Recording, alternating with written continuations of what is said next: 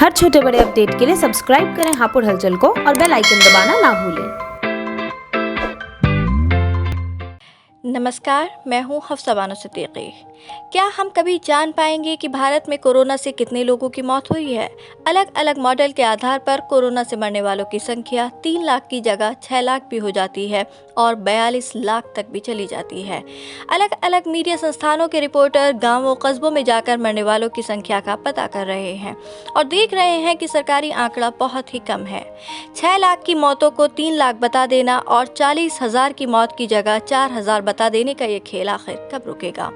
Washington university के institute of health matrix and evolution की website पर ताज़ा अनुमान ये है कि भारत में कोविड से मरने वालों की संख्या 9 लाख से अधिक हो सकती है।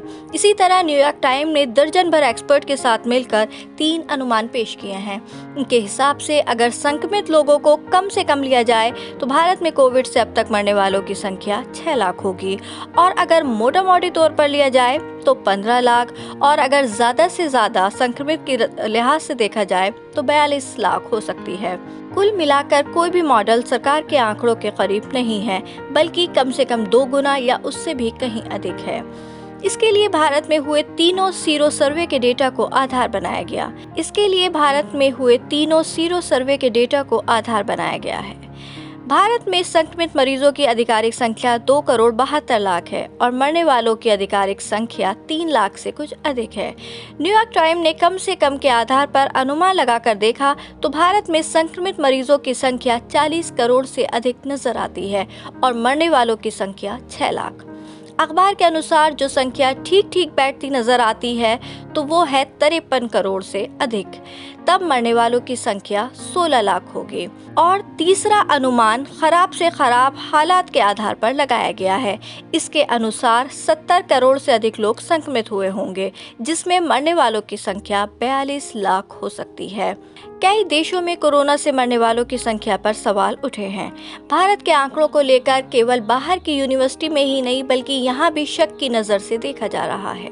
लोग भी नोट कर रहे हैं कि सरकारी आंकड़े बहुत ही कम हैं। अगर सरकारी संख्या की विश्वसनीयता इतनी ही होती तो प्रधानमंत्री मोदी को देर से ही सही, लेकिन ये नहीं कहना पड़ता कि अगर संख्या ज्यादा है तो भी राज्य सरकार को बताना चाहिए। कोविड से मौत का आंकड़ा इसीलिए भी विश्वसनीय नहीं है क्योंकि कई बार अस्पताल के डॉक्टर ही कोविड से मरने पर कोविड का कारण नहीं लिखते हैं। घरों में जो मौत हो रही हैं उनकी गिनती तो हो ही नहीं रही।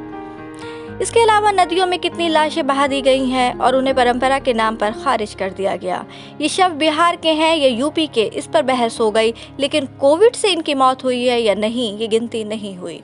यही नहीं, इसकी जांच तो हो रही है कि प्रयागराज के किनारे दफन किए गए शवों से पीली चादरें क्यों हटाई जा रही हैं। मुख्यमंत्री आदित्यनाथ ट्वीट करते हैं कि 3 साल पहले भी ऐसे ही लोग दफनाए गए थे, लेकिन कोई नहीं बता रहा कि इनमें से कितने लोगों की मौत कोविड से हुई है।